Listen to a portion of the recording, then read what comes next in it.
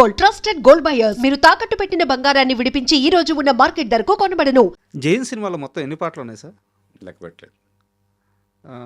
10 వరకు ఉన్నట్టున్నాయి, 9, 10 వరకు ఉన్నట్టున్నాయి. నేను లెక్క పెట్టలేదు. యాక్చువల్గా తెలుగు సినిమా పాటలు 5, 6, నువ్వు నేనులో 9 ఉన్నాయి. జైన్ సినిమాలో ఇంకా ఎక్కువ ఉన్నాయి. భయమే లేదా ఇన్ని పాటలు పెడుతున్నామని? తేజ గారిలోని గొప్పతనం ఏంటంటే కట్ చేస్తే పాట ఉండదు, ఆ పాట కట్ చేస్తే సినిమా ఉండదు. అది అందుకు పాట సినిమాలో పార్ట్ కాబట్టి ఎట్టి పరిస్థితిలో పాట తప్పు చేయదని నా ఫీలింగ్. సార్, జైన్ సినిమాలో పాటల గురించి మీకు ఏదన్నా ఒక ప్రత్యేకమైన అనుభూతి, ఒక సందర్భం, ఒక గుర్తు కానీ ఏదన్నా ఉంటే కాస్త షేర్ చేసుకుంటారా? అదే జయం రిలీజ్ అయినప్పుడు ఒక పెద్ద స్టేట్మెంట్ ఇచ్చాను. ఈ పాటలు ఏ ఒక్కరికి నచ్చకపోయినా నేను మ్యూజిక్ ఆపిస్తానన్నంత ఇది స్టేట్మెంట్ ఇచ్చా. బట్ ఏంటంటే దానికన్నా ఇంపార్టెంట్, అంత పెద్ద స్టేట్మెంట్ ఇచ్చిన తర్వాత చాలామందికి నా మీద ఒక ఇది ఉంటుంది కదా, అంటే ఏంటి వీడికి ఇంత గర్వం, ఇంత బ్లంట్ స్టేట్మెంట్ ఇచ్చాడని. ఆ మూమెంట్లో నాకు వచ్చింది, నేను తప్పేమో ఆ స్టేట్మెంట్ ఇవ్వడం తప్పేమో, బట్ కాన్ఫిడెన్స్, ఆ పాటలు అంత బాగా పోతాయని కాన్ఫిడెన్స్. కానీ సినిమా రిలీజ్కి ఆడియోకి మధ్యలో గ్యాప్ ఉంటుంది కదా, ఆ గ్యాప్లో ఏ పాటలు బాగా వింటున్నారు అని ఒక చిన్న రీసెర్చ్ చేస్తే ప్రియతమ తెలిసిన పాట చాలా తక్కువ మంది వింటున్నారు. ఎందుకంటే అది మరీ సాఫ్ట్గా ఉంది మెలోడీ, ఏదో ఈవెన్ అందమైన మనసులో పాట కూడా చాలా బాగా వింటున్నారు. రాను రాను అంటూనే యాజ్ ఇట్ ఈజ్ చాలా పెద్ద రేజు, బండి రేజు అన్నీ బాగా వింటున్నారు. ప్రియతమ తెలిసిన మాత్రం అంతగా వింటలేదని నాకు అనిపించింది. కానీ సినిమా రిలీజ్ అయిన తర్వాత రాను తర్వాత ఎక్కువ విన్నది ఈ పాటే. ఎందుకంటే తేజ గారు ఆ సాంగ్ సిచ్యువేషన్ చెప్తున్నప్పుడు అది ఎలా పిక్చరైజ్ చేస్తారో అవన్నీ చెప్పినప్పుడు ఆ సాంగ్ ఎంత పెద్ద హిట్ అయిపోద్ది అని నాకు ఒక కాన్ఫిడెన్స్ ఉండేది. ఎప్పుడైతే ఆడియో రిలీజ్ అయిందో జనంకి అంత వెళ్ళట్లేదు, ఏంటబ్బా ఏమైంది అనే ఫీలింగ్లో ఉన్నాను. విజువల్ చూసిన తర్వాత జనం ఆ పాటకి బాగా కనెక్ట్ అయ్యారు. కరెక్ట్. అంటే కొన్నిసార్లు visual makes lot of difference అనడానికి ప్రియతమ తెలిసిన ఒక ఎగ్జాంపుల్ అవుతుంది నా ఫీలింగ్. అది సార్, ఈ రైలు బండి మీద కోపం ఎవరిది? తేజ గారిదా, మీదే, కులశేఖర్ గారిదా?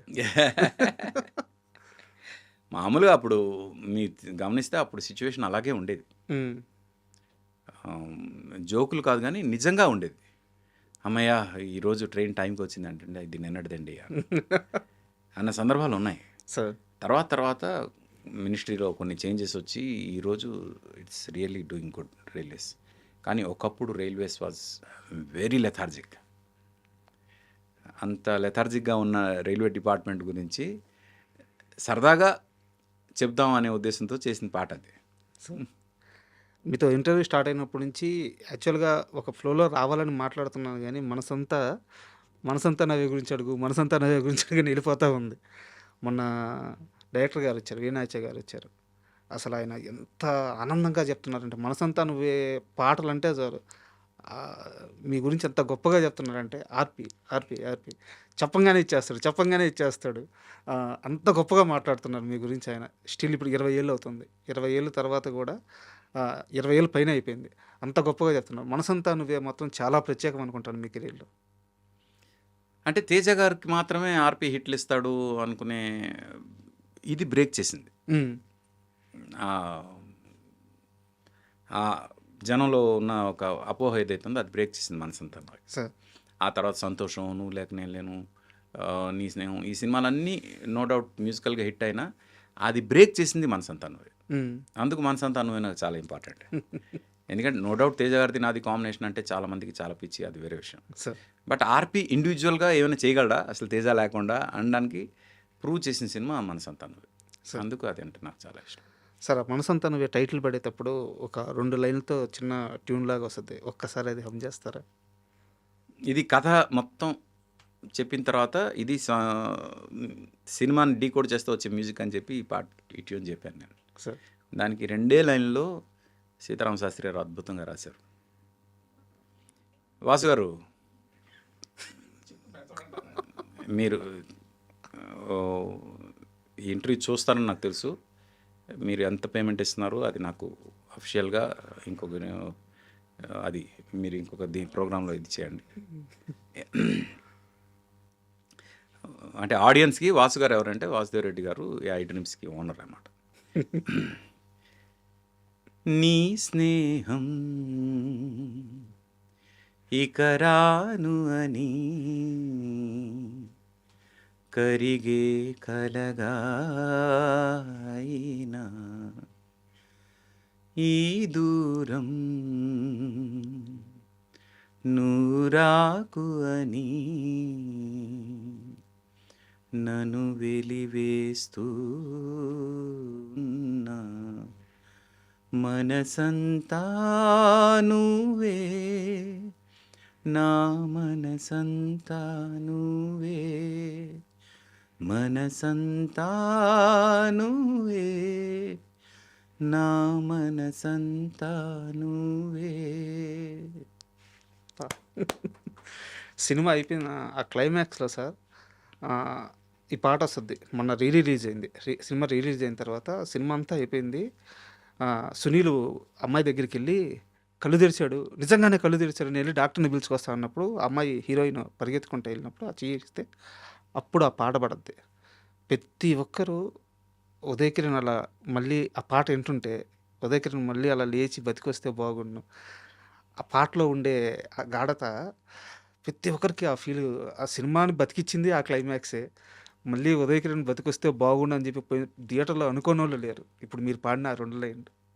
అవును, మొన్న రిలీజ్ అప్పుడు కూడా ఫీలింగ్ చూశాను నేను. సార్ అతను ఆ చనిపోతున్న సీక్వెన్స్ వచ్చినప్పుడు నిజంగా చనిపోతాడు అన్నంత భయం, మళ్ళీ ఆ వాచ్ సౌండ్ విన్నాక లేచాడు అనగానే అమ్మయ్య లేచాడు ఉదయ్ అనే ఆనందం, ఆ తర్వాత వాళ్ళిద్దరు కలవగానే ఇలాగే మళ్ళీ తను బయటకు వచ్చి చనిపోయిన తను మళ్ళీ బయటకు వస్తే బాగుండు అనే ఫీలింగ్ అన్నీ చూశాను నేను ఆడియన్స్లో. సార్ ఉదయకిరణ్తో మీ అసోసియేషన్ ఏంటి సార్? అంటే ఎలా ఉండేవారు?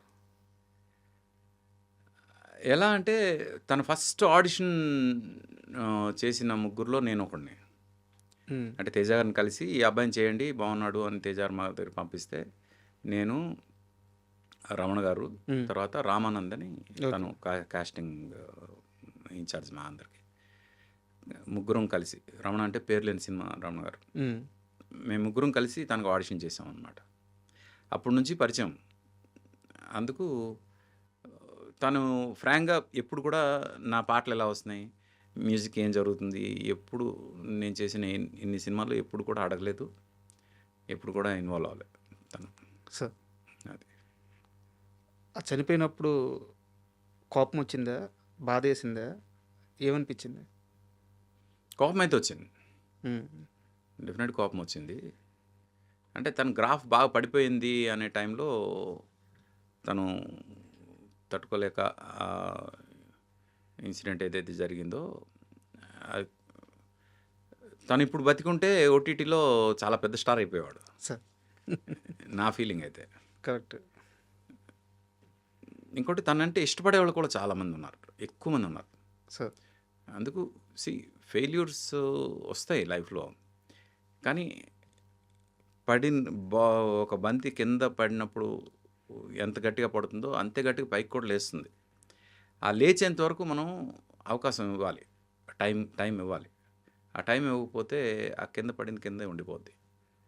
అది ఉదయకిరణ్ చేసిన తప్పు అని నా ఫీలింగ్. అందుకు కోపం వచ్చింది అతని మీద. బట్ నాకు ఒక డౌట్ సార్, ఉదయకిరణ్ ట్రావెల్ అయిందంతా కూడా మామూలు మనుషులతో కాదు, రోడ్డు మీద పనుక్కునే రోజు నుంచి కోట్ల రూపాయల రెమ్యునరేషన్ తీసుకునే స్థాయికి ఎదిగిన తేజ గారు అవకాశాలు అందిపుచ్చుకోవడానికి ఎన్ని ప్రయత్నాలు చేశారు? ఒక ఆర్పి పట్నాయక్ గారు, ఒక వీఎన్ ఆదిత్య గారు, అంటే మనిషి ఎలా బతకాలి, ఎంత స్ట్రాంగ్గా ఉండాలి అన్నీ తెలిసిన మనుషులు మీరంతా.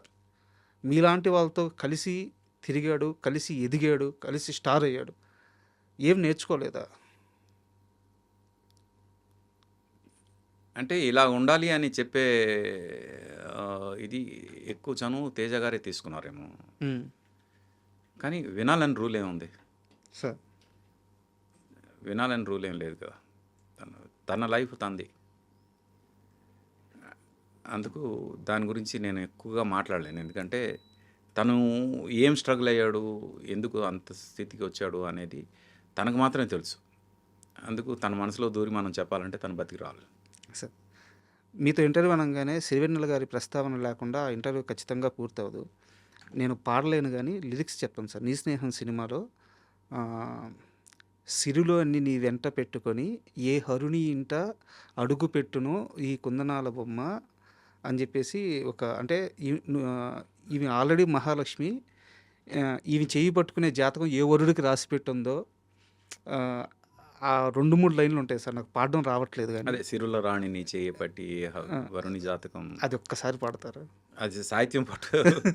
అది ఫీమేల్ సోలో కదా, నేను సాహిత్యం. చాలా ఇష్టం సార్ 4 లైన్లు నాకు. దానిలోనే ఒక ఇంకొక చిన్న ఇన్సెప్ట్ లైన్ ఒకటి ఉంటుంది ఆ పాటలోనే.